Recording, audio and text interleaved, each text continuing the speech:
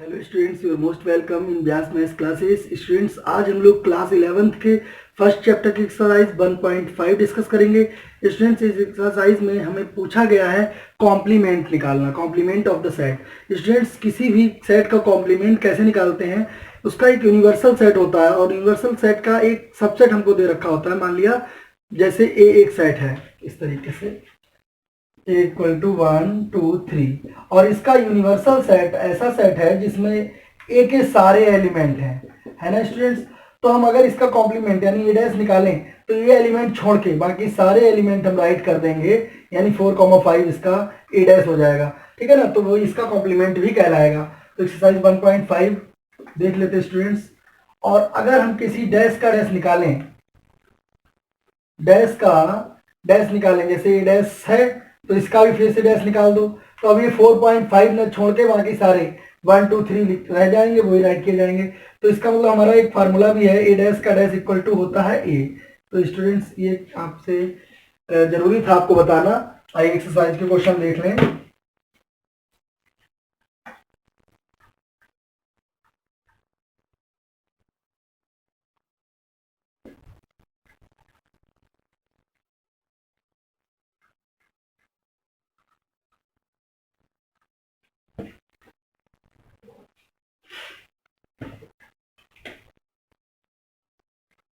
Question number 1, let you, universal set को हम you से डिनोट करते हैं। 1 2 3 4 5 6 7 8 9, ये स्टूडेंट्स एलिमेंट्स दिए हैं आपको।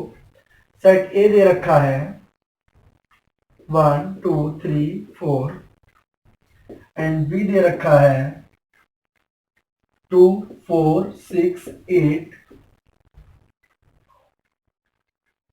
एंड सी, आपको सी सेट भी दे रखा है 3, 4, 5, 6। फाइंड ए डैश, फाइंड फर्स्ट आपको ए डैश करने को बोला, ठीक है ना। देख लेते हैं। तो ए डैश स्टूडेंट्स, हमने अभी आपको बताया ए डैश कैसे निकालेंगे। ए के जितने भी एलिमेंट्स हैं वो सारे छोड़कर यूनिवर्सल के बचे हुए एलिमेंट आपके कॉम्प्लीमेंट में आ जाएंगे, यानी ए डैश में आ जाएंगे। तो यानी आपको छोड़ना है 1 2 3 4, 1 2 3 4 के बाद के 5, 6, 7, 8, 9। ठीक है ना, बहुत सिंपल है इस टाइप से। सेकेंड देख लेते हैं। ये फर्स्ट था हमारा, सेकेंड कह रहा है बी डैश। तो स्टूडेंट्स, बी डैश क्या होगा, बी साइड देखिए 2 4 6 8 को छोड़कर बाकी सारे आप राइट करेंगे, यानी 1 3 5 7 9। ठीक है ना, 1 3 5 7 9, this is the complement of B, यानी बी डैश। क्वेश्चन थर्ड क्या मांग रहा है आपसे, थर्ड कह रहा है A union C dash, A union C का डैश। तो पहले तो हम ए यूनियन सी निकालेंगे ना। तो ए यूनियन सी हमारा कितना होगा, ए और सी का यूनियन, यानी 1 2 3 4 5 6, ये हो गया आपका ए यूनियन सी, और इसका कॉम्प्लीमेंट यानी कि डैश। तो स्टूडेंट्स कितना हो जाएगा, 1 2 3 4 5 6 तक के एलिमेंट्स आप नहीं राइट करेंगे क्योंकि वो आपको ए यूनियन सी में गिवन है। तो हम राइट कर देंगे 7 8 और 9। ठीक है ना, दिस इज आपका A union C dash. Question number 4, fourth पूछ रहा है A union B dash, A union B dash. तो स्टूडेंट्स वही काम करना है, पहले ए यूनियन बी का ए यूनियन का बी के साथ ए का और बी का यूनियन निकाल लीजिए। तो ए और बी कितना है, 1 2 3 4 6 एंड 8। ठीक है ना, ये ए और बी के दोनों के सेट मिलकर यही तो बना है, दोनों के एलिमेंट्स मिलके। क्योंकि क्या होता है, कोई भी नंबर रिपीट तो कर नहीं सकते, 2 2 दोनों में, तो हम ऐसा नहीं करेंगे 2 2 2 टाइम्स लिखेंगे। ठीक है ना, कोई भी चीज बस छूटनी नहीं चाहिए। 1 2 3 4, 1 2 3 4, 2 4 6 8, 2 4 6 8 आ गए सारे। अब ए यूनियन बी का कॉम्प्लीमेंट यानी डैश। तो 1 2 3 4 तक तो आपको कुछ नहीं लिखना, 1 2 3 4 5 लिखिए, 6 7 7 और यहाँ पर 9, ये आपका हो गया कॉम्प्लीमेंट। तो स्टूडेंट से क्लियर हो गया होगा बहुत अच्छे से। फिफ्थ कह रहा है ए डैश का डैश, ए डैश का डैश निकालो। तो पहले तो ए डैश निकाल दें ना, पहले तो हम निकाल दें ए डैश। ए डैश हमारा कितना है, ए डैश अभी हमने निकाला 5 6 7 8 9, ठीक है ना। अब इसका डैश हमने आपको पहले ही बताया था, ए डैश का डैश ए होगा। कैसे होगा वो देखिए, 5 नहीं लिख सकते हम, 6 नहीं लिख सकते, 7 नहीं लिख सकते, 8 9 नहीं लिख सकते, यानी 1 2 3 ही राइट करेंगे। 1 2 3 4 1 2 3 4। अब हमें इसका डैश निकालना है ना। अब इसे हम इस डैश को निकाल चुके हैं, ये बात भूल जाएंगे। आपको क्या करना है, इसका डैश निकालना है, इसका पूरे का। तो आप क्या करेंगे, ये सारे एलिमेंट छोड़ के बचे हुए एलिमेंट यूनिवर्सल में से ले लेंगे, ठीक है ना। तो वो हो जाएगा डैश का डैश, कोई दिक्कत नहीं है। तो मतलब वो सेट ए ही आ गया, नो प्रॉब्लम। 6 पार्ट क्या कह रहा है स्टूडेंट्स इसका, बी माइनस सी डैश। तो बी माइनस सी डैश निकालने के लिए पहले हम बी माइनस सी निकाल दें। बी माइनस सी कितना होगा स्टूडेंट्स, बी माइनस सी। तो बी के वो एलिमेंट लिखे जाएंगे जो सी में नहीं है, जैसे कि 2 और केवल 2 ही एक ऐसा एलिमेंट बी में है जो सी में नहीं है। बाकी 4 6 8 4 और 8, सॉरी 8 भी नहीं है, तो बी माइनस सी कर रहे हैं। तो बी के वो एलिमेंट लिखेंगे जो सी में नहीं है। 2 और 8, 4 और 6 दोनों हैं इसलिए, और सी के तो एलिमेंट से मतलब ही नहीं, सी के तो हटा ही दीजिए, केवल बी के वो लिखेंगे जो सी में नहीं है, ठीक है ना। तो बी माइनस सी होगा। तो 2 और 8 आ गए, 2 8। अब इनका डैश बी माइनस सी का डैश स्टूडेंट्स कितना हो जाएगा। अब 2 और 8 को छोड़कर यूनिवर्सल के सारे एलिमेंट, यानी 1 2 3, सॉरी नॉट 2 नहीं लिख सकते हैं, 3 4 5 6 7 और 9, क्योंकि 8 आपको दिया है। तो स्टूडेंट्स ये आपका फर्स्ट क्वेश्चन था, क्लियर हो गया, इसको राइट करिए। हम देखेंगे question number 2।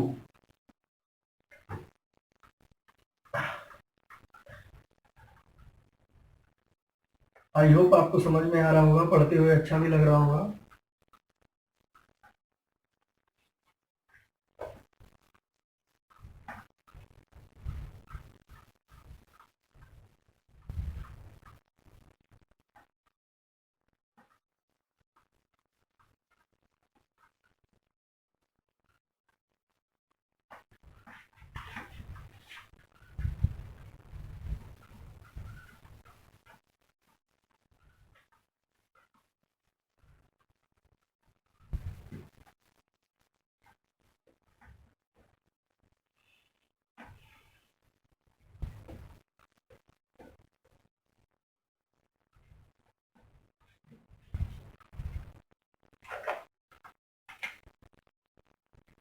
Second question of the exercise, question number second students दिया है आपको, कुछ सेट दे रखे हैं आपको, यूनिवर्सल दे रखा है पहले तो ये A comma B comma C comma D E F G and H, ठीक है।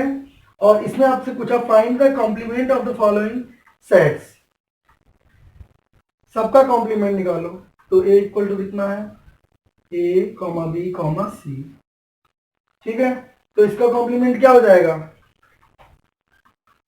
ए डैश, ए बी सी को छोड़कर D comma E comma F comma G comma H, ये हो गया। दूसरा आपको क्या दे रखा है,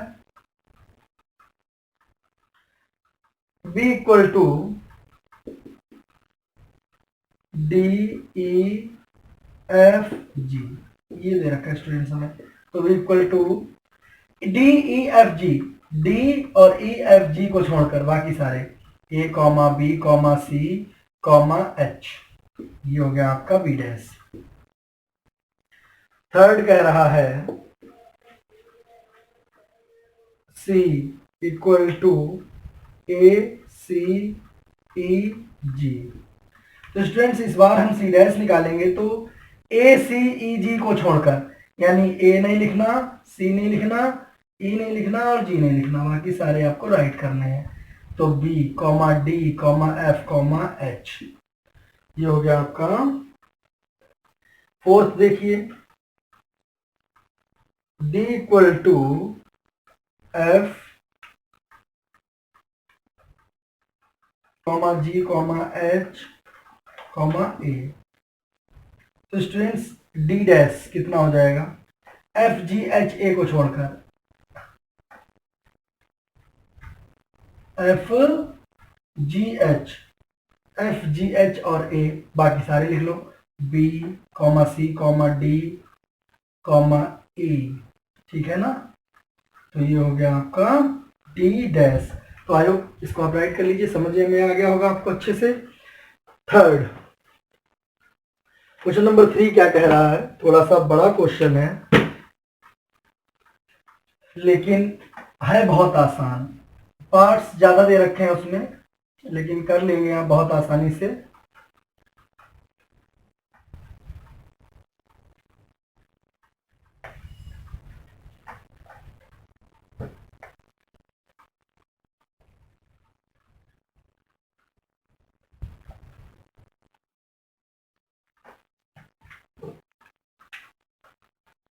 क्वेश्चन नंबर 3,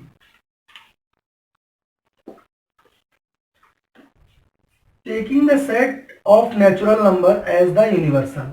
देखिए यूनिवर्सल यानी u इक्वल टू दिया है x such that x where x is a natural number x एक नेचुरल नंबर है, ये स्टूडेंट्स आपको गिवन है, ठीक है ना। अब हमें कॉम्प्लीमेंट बताने हैं, write down the complements of the following sets. तो फर्स्ट दे रखा है आपको x such that x is an even natural number. तो देखिए इसका कॉम्प्लीमेंट क्या हो जाएगा, इसका कॉम्प्लीमेंट हो जाएगा x such that x is A even natural number. तो इवन हटा के हम लिख देंगे odd natural number, odd natural number. ये हो गया इसका आंसर, ठीक है ना। सेकंड क्या कह रहा है आपसे, सेकंड कह रहा है x such that x is N odd natural number. तो इसका हो जाएगा x such that x is an even natural number. Odd नहीं है तो इवन होगा, है ना, इवन नेचुरल नंबर।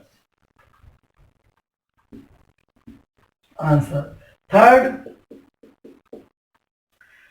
कह रहा है x is A positive multiple of 3।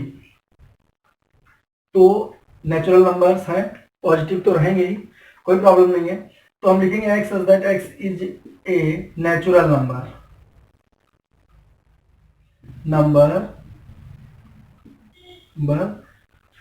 where x is not multiple of 3, x is not multiple of 3, यानी जो 3 के मल्टीपल होंगे वो नहीं इस सेट को कैरी करेंगे ऑफ 3।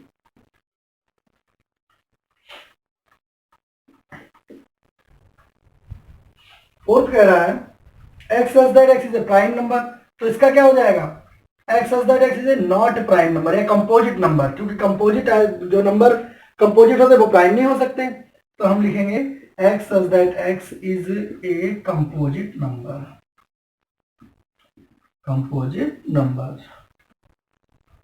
सिंपल है ना, बहुत अच्छा है, बहुत अच्छे से सवाल आएंगे।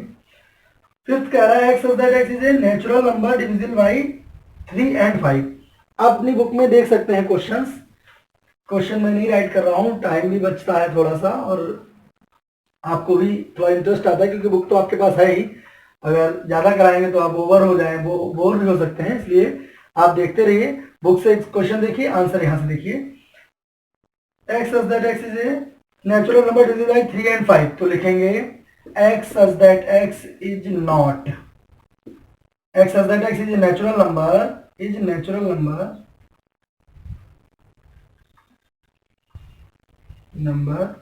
x is not divisible by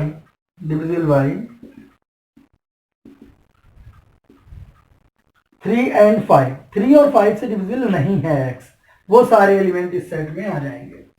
sixth part, x such that x is a perfect square. तो x such that x is natural number number x is not a perfect square, वो नंबर जो परफेक्ट स्क्वायर नहीं है।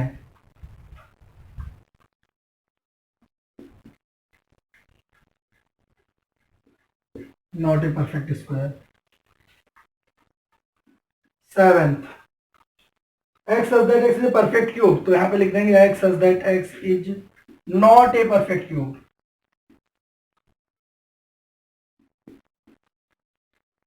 Not a perfect cube, जो perfect cube नहीं है वो carry करेंगे इसमें। एर्थ कह रहा है x such that x plus 5 equal to 8। हाँ, तो ये आपको क्वेश्चन दे रखा है, तो x plus x such that x is element. अब यहां पर कंडीशन आपको गिवन है, समझा दें, x plus 5 is equal to 8, ये कंडीशन है। तो x की वैल्यू क्या रखें, x की वैल्यू अगर 3 रख दें तो 3 प्लस 5 8 हो जाएगा ना। तो यानी कि x such that x is natural number, x is not equal to 3। वो सारे नंबर आ जाएंगे लेकिन 3 नहीं आएगा, क्योंकि 3 इस सेट में एक एलिमेंट बन रहा है इनके अकॉर्डिंग। तो x such that x is a natural number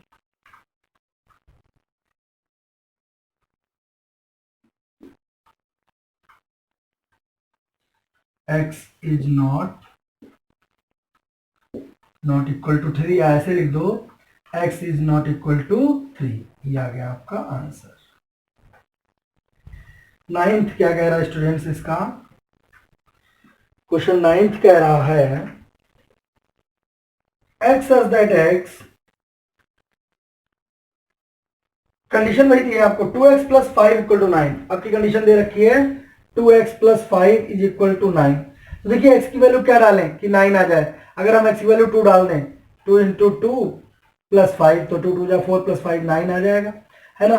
तो 9 छोड़कर, यानी 2 को छोड़कर, इस 2 को छोड़कर सारे एलिमेंट आ सकते हैं इसमें। तो x such that x is a natural number, x is not equal to 2, x 2 के बराबर नहीं है। बस इतना ही करना है। 10th क्या कह रहा है students, 10th is same, condition आपको गिवन है x is greater and equal to 7।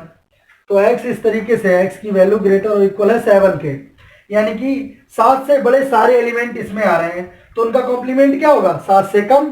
तो हम लिखेंगे x such that x is a natural number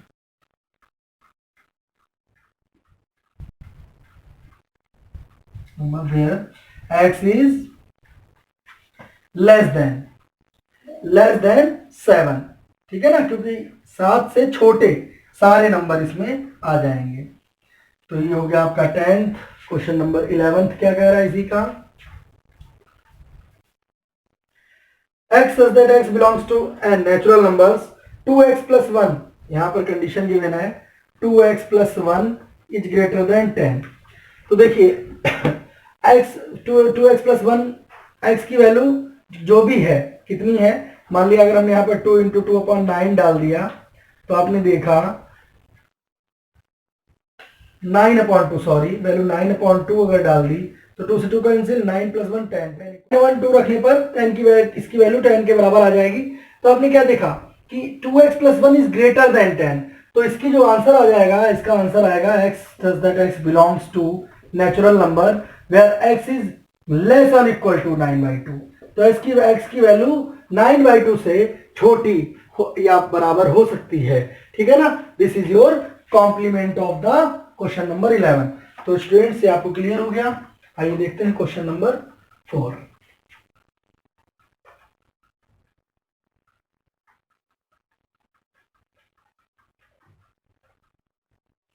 जुड़े रहिए स्टूडेंट्स, पढ़ते रहिए, बहुत जरूरी है कि आप कंसंट्रेशन अपना पढ़ाई पे रखें, पूरा फोकस, क्योंकि अपनी लाइफ की बहुत ही इंपॉर्टेंट स्टेज पे पहुंच गए हैं।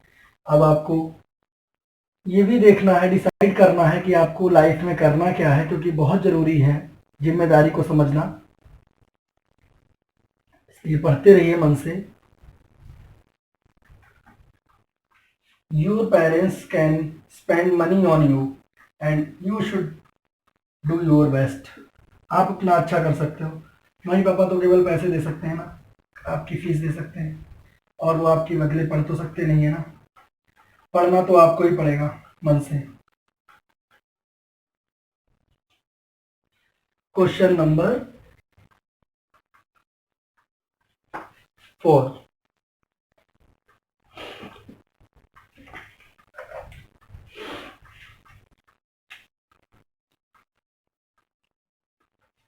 क्वेश्चन नंबर 4 कह रहा है u इक्वल टू, आपको एक यूनिवर्सल सेट दे रखा है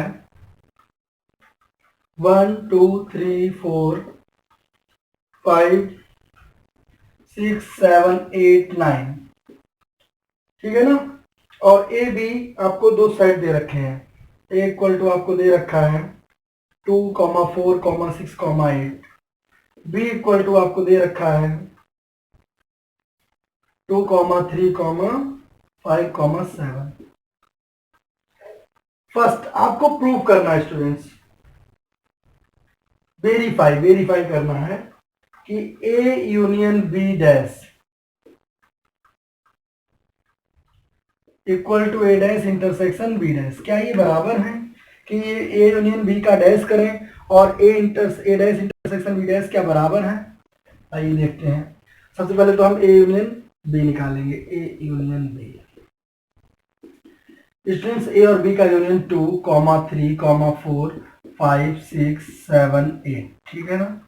और ए यूनियन बी का डैश स्टूडेंट्स कितना हो जाएगा, डैश हो जाएगा जो भी एलिमेंट है इन्हें छोड़कर बाकी सारे, यानी 1 2 से लेकर 8 तक तो लिखेंगे ही नहीं क्योंकि सारे आ गए यहाँ पर 9, ठीक है 1 9।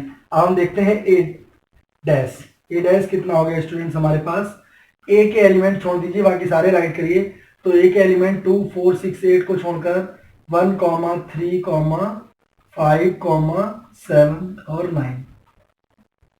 और आपका बी डैश कितना है, बी डैश स्टूडेंट्स 2 3 5 7 छोड़ दीजिए, तो 1 3 4 आपका बी में दे नहीं दे रखा है 4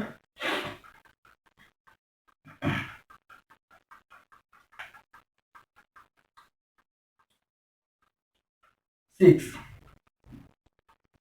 और 8 9, ठीक है ना। तो अब इनका intersection A dash intersection B dash, तो आपने देखा इसमें क्या कॉमन है, 1 कॉमन है, 3 कॉमन है और 9 कॉमन है। तो स्टूडेंट्स लगता है यहाँ पर कुछ भूल गए हम लोग। ए यूनियन बी का डैश, तो ए यूनियन बी का डैश कब हम निकालेंगे, पहले तो ए यूनियन बी हमने निकाला तो 2 3 4 5 6 7 2 3 2 4 6 8 2 3 5 7, यहाँ पर 3 दे भी रखा था नहीं, दिया तो था।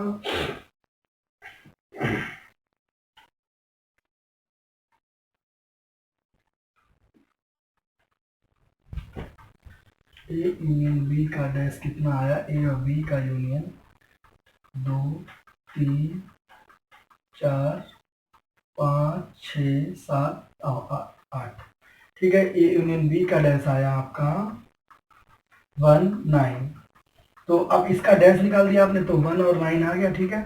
अब ए डैश देखो, ए डैश में ओहो बी डैश रॉन्ग हो गया, क्योंकि हमें कौन से एलिमेंट लिखने थे, हमें वो एलिमेंट लिखने थे जो यहाँ पर बी में नहीं है, ठीक है ना। यानी बी के तो कोई एलिमेंट लिखने ही देने, तो 1 लिखना चाहिए था आपको, क्योंकि 3 तो बी में था, तो 3 कैसे यहाँ पर आ गया 1, फिर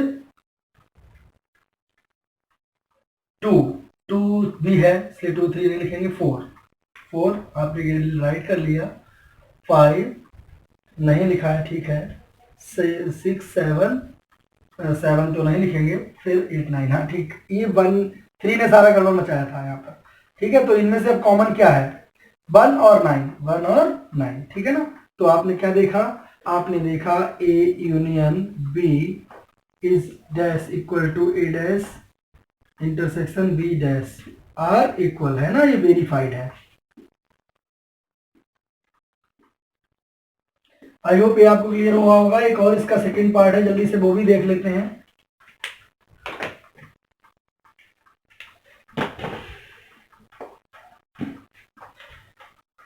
ए intersection B dash, equal to A dash union B dash, है ना। तो ए इंटरसेक्शन बी पहले निकाल दीजिए, ए इंटरसेक्शन बी। ए और बी में क्या कॉमन है? 2, केवल 2 कॉमन है। 4 6 यहाँ पर 4 6 8 है, यहाँ पर 3 5 7 है, तो हो गया आपका 2। और इसका डैश तो हमने क्या निकाला? ए इंटरसेक्शन बी का डैश, यानी बाकी सारे एलिमेंट निकाल दीजिए 2 को छोड़कर। 1 3 4 5 6 7 8 9, ठीक है ना।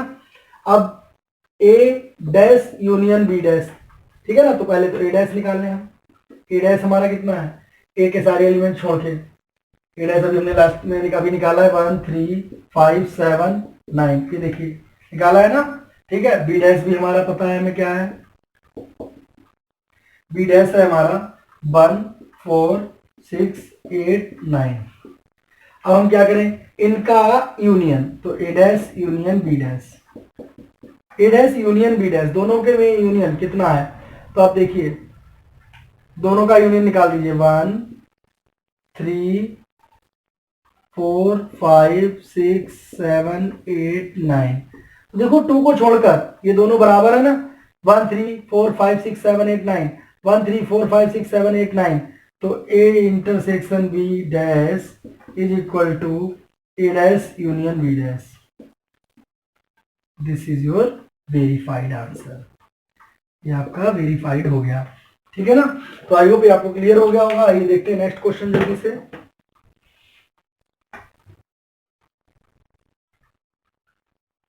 इसको राइट कर लीजिए, आप वीडियो पॉज करके भी राइट कर सकते हैं।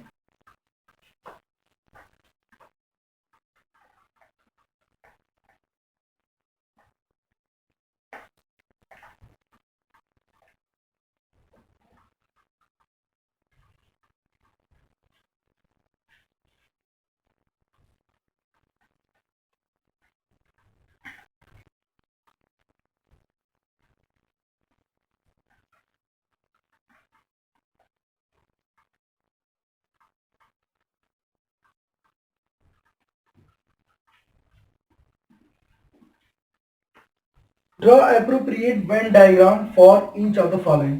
स्टूडेंट्स वेन डायग्राम क्या होता है? अगर कोई फिगर हम इस तरीके से बनाएं जैसे ये, तो इसे हम कहते हैं वेन डायग्राम। तो स्टूडेंट्स ये वेन डायग्राम जो होता है एलिमेंट्स को ही शो करने का एक हमारा दूसरा तरीका होता है। ये यूनिवर्सल होता है। यूनिवर्सल यानी इसमें सारे सेट आपके गिवन होंगे, और ये ए बी इस तरीके से, मान लिया सी एक तीसरा सेट है, वो सेट इसमें गिवन होंगे। तो स्टूडेंट्स इसका स्ट्रक्चर हम कैसे बनाएंगे, आइए देखते हैं। क्वेश्चन नंबर 1 कह रहा है ए यूनियन बी डैश। तो स्टूडेंट्स ये ए यूनियन बी का डैश कब होगा?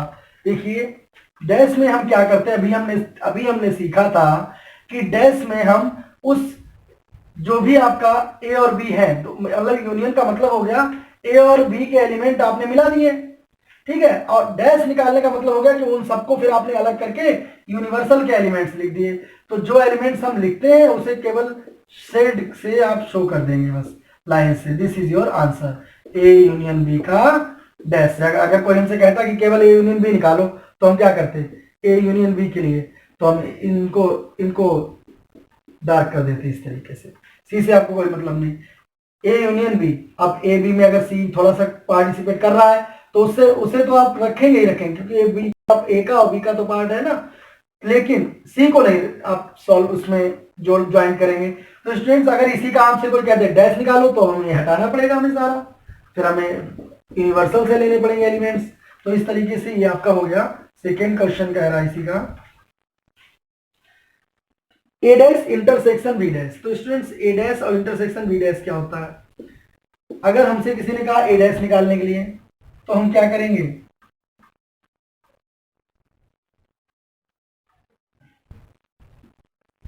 ये हमारा यूनिवर्सल सेट, ये ए सेट, ये बी सेट, चाहे ऊपर लिखो चाहे नीचे, इससे कोई फर्क नहीं पड़ता। अब आपने देखा ए डैश है, तो ए यहां पर जो एलिमेंट है उसके डैश का मतलब हो गया कि ये सारे एलिमेंट, ये वाले बाहर वाले, है ना। और बी डैश का भी मतलब सेम है कि ये बाहर वाले एलिमेंट सारे। अब इन दोनों का इंटरसेक्शन, अब ए डैश निकल के आ गया, ए के एलिमेंट सारे अलग हो गए, बी डैश हमारा निकल के आ गया, बी के एलिमेंट, तो इनका इंटरसेक्शन जो हो गया वो तो फाई हो गया ना, क्योंकि अब इनमें से जैसे अगर मान लिया ए में एलिमेंट्स आपके थे इक्वल टू 1 2 3 ऐसे थे, ठीक है, तो और यू में आपको एलिमेंट 1 2 3 4 5 दे रखे हैं इस तरीके से, तो आपके ए डैश में कितने एलिमेंट हो जाएंगे, ए डैश में हो जाएंगे 1 2 3 छोड़कर 4 5, ठीक है। और वैसे ही आपको एक बी दे रखा है, बी उसमें दे रखा है 2 3 4 ऐसे एलिमेंट हैं, तो आपने बी डैश निकाल दिया तो कितना देखा आपने 2 3 4 को छोड़कर बाकी सारे, यानी कितने आ गए 2 3 4 हटा दीजिए 1 2 3, तो 2 और 3 और 4 हटा दीजिए आपने 1 5 आ गए, तो क्या इनमें कुछ कॉमन मिलने वाला है आपको, कुछ भी नहीं, तो ये क्या हो जाएगा नथिंग, ये इसका स्ट्रक्चर सेम रहेगा ऐसे ही, ठीक है ना। तो अब ये और ये बराबर होते हैं हमारे, तो ए डैश इंटरसेक्शन बी डैश, अभी हमने इसके पिछले वाले सम में इस चीज को प्रूव भी किया है। क्वेश्चन नंबर 4 का आप देखिए first part, A union B का डैश और A dash intersection B dash equal होते हैं, देखो इक्वल है ना, यानी बीच में कोई भी एलिमेंट लाई नहीं करेगा। अब आ जाइए क्वेश्चन नंबर देखने में, थर्ड देख लेते हैं। थर्ड क्या कह रहा है, ए डैश इंटरसेक्शन बी डैश, तो आपने देखा कोई भी दो एलिमेंट है, ठीक है ना, उनका इंटरसेक्शन आपने निकाल दिया, ए इंटरसेक्शन बी, पहले तो ए इंटरसेक्शन बी क्या हो गया, ए इंटरसेक्शन बी ये वाला पार्ट है कॉमन, लेकिन अगर इसका डैश करें तो ए इंटरसेक्शन बी आप ऐसे समझ लीजिए कि ए इंटरसेक्शन बी अगर हमसे कुछ कहे निकालने को, तो हम कौन से एलिमेंट को दिखाते हैं, केवल वो एलिमेंट जो दोनों में है, ठीक है ना, वही तो इंटरसेक्शन है कॉमन, और इसी का कोई डैश कह दे हमसे तो हम क्या करेंगे, फिर यही हटा देंगे, ये बाहर पहुंच जाएगा तुरंत, ये सारे आ जाएंगे, तो इस तरीके से ए इंटरसेक्शन बी का डैश आ जाएगा, ये केवल कॉमन पोर्शन को छोड़कर बाकी सारे, तो ये स्टूडेंट्स आपका हो गया आंसर थर्ड। आंसर नंबर 4 क्या कह रहा है सी का,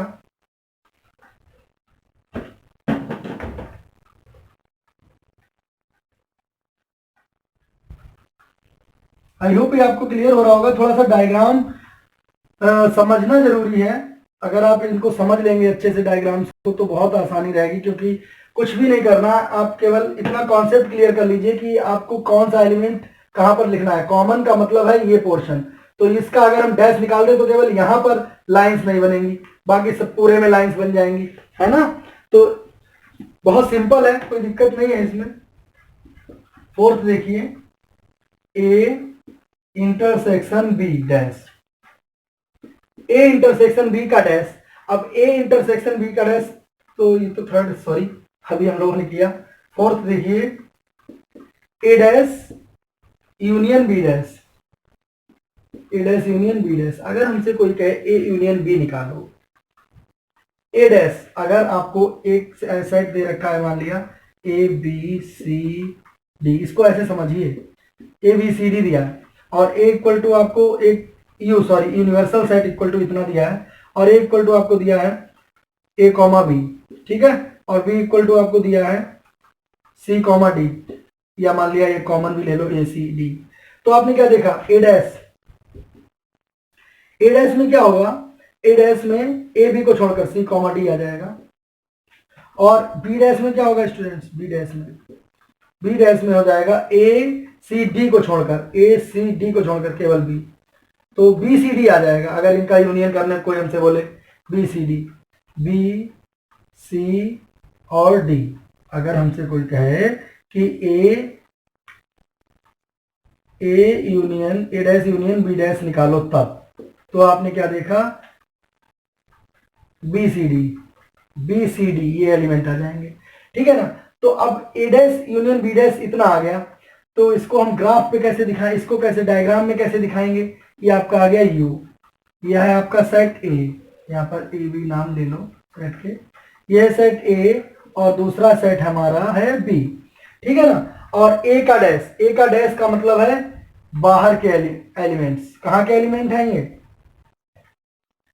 ए डैश ये वाले यू में जो एलिमेंट्स हैं वो, ठीक है। अब आप इसको समझिएगा कैसे होता है, ये थोड़ा सा ध्यान से देखिएगा।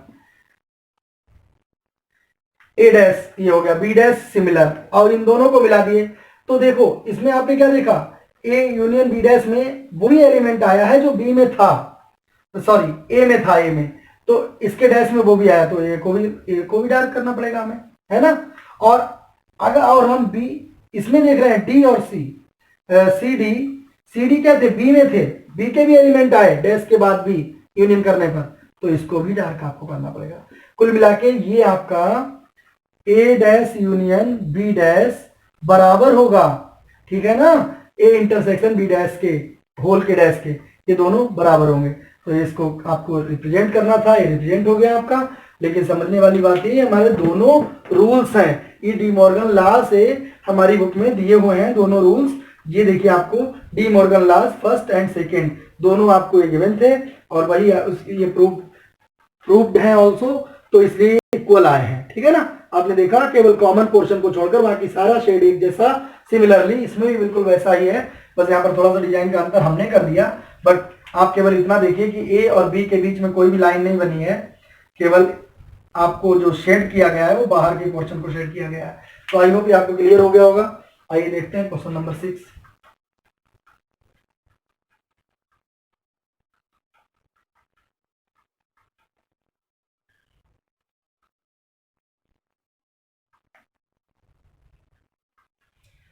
क्वेश्चन नंबर 6 क्या कह रहा है students,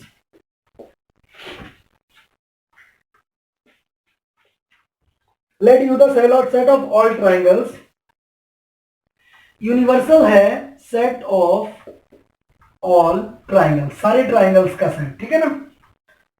in a plane if A is the set of all triangles at least one angle different from 60, जिनमें से कोई ना कोई एंगल 60 से कम है, ऐसे ट्राइंगल है, तो what is a dash, A dash क्या हो जाएगा फिर, ए डैश हो जाएगा यानी कि ऐसा कोई भी ट्राइंगल, किसी में 60, कोई एंगल 30 है, किसी में 90 और मतलब 90 और 60 का रेशियो, तो इस तरीके से 60 से कम कोई ना कोई एंगल है जरूर, यानी डैश में अब केवल वही तो एंगल रह गए, वही तो ट्राइंगल रहेगा जिनमें एक्चुअल 60 डिग्री एंगल है।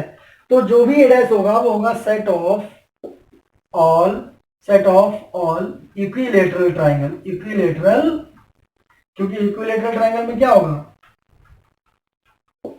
Triangles, set of all equilateral triangles, ठीक है ना, क्योंकि उसमें ईच एंगल 60 होगा। और इसमें क्या कहा गया था कंडीशन में, आपकी जो सेट ए दे रखा था, आपको सेट ए जो दे रखा था, तभी तो डैश निकाला, सेट ए भी लिखो। सेट ए कह रहा था हमसे, यहाँ ट्राइंगल्स को ऐसे राइट कर लीजिए प्रॉपरली, थोड़ा सा लगता है, ए आपको दिया था set of all triangle with at least one angle different 60, तो set of all triangles in which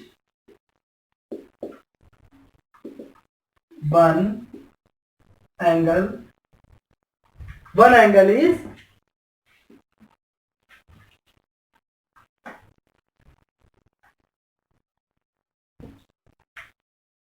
different,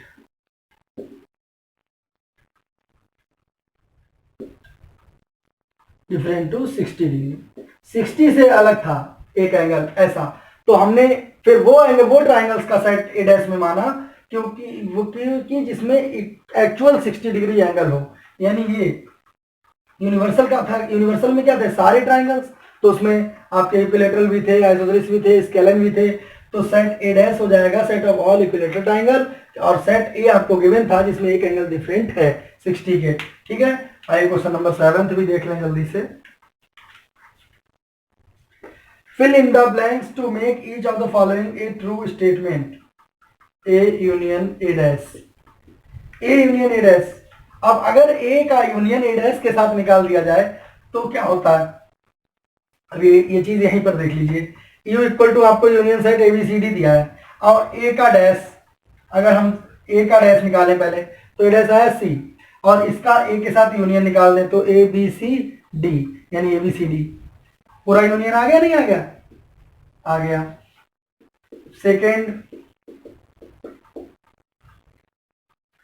phi dash intersection A, किसी भी सेट का अगर ए के साथ इंटरसेक्शन फाई डैश क्या होता है, फाई डैश में सारे एलिमेंट क्या हो जाएंगे, फाई डैश इंटरसेक्शन ए, तो फाई के तो एलिमेंट कुछ नहीं हुए फाई में, ठीक है ना, और फाई के अगर डैश कर दें तो यू के सारे एलिमेंट आ जाएंगे, उसमें यू के सारे एलिमेंट आ जाएंगे, और यू के एलिमेंट और ए के एलिमेंट का जब इंटरसेक्शन निकालेंगे तो ए के एलिमेंट हमें मिल जाएंगे। तो ये हो जाएगा आपका ए डैश, यानी कि सेट ए मिलेगा आपको। थर्ड क्वेश्चन क्या कह रहा है students, A intersection A dash. अब ए डैश का इंटरसेक्शन ए के साथ, इन दोनों में कहीं कुछ कॉमन है? नहीं, तो ऐसा कुछ नहीं होगा, कॉमन नहीं मिलेगा, तो ये हो जाएगा 5। This is your answer. Fourth, U dash intersection A is equal to, अब यू डैश क्या हो गया, यू डैश तो अपने आप ही में 5 निकल के आ जाएगा, फिर तो यू का ही डैश निकाल देंगे तो 5 हो जाएगा। तो और आपका ए कितना हो जाएगा, ए के साथ उसे इंटरसेक्शन लेंगे तो उसमें कोई एलिमेंट ही नहीं है, इसलिए 5 आंसर आ जाएगा। स्टूडेंट्स आई होप आपको एक्सरसाइज क्लियर हो गई होगी। ये क्वेश्चन नंबर 7 था। Question number 6, students exercise clear. All the best, पढ़ते रहिए, लगे रहिए मन से। God bless you.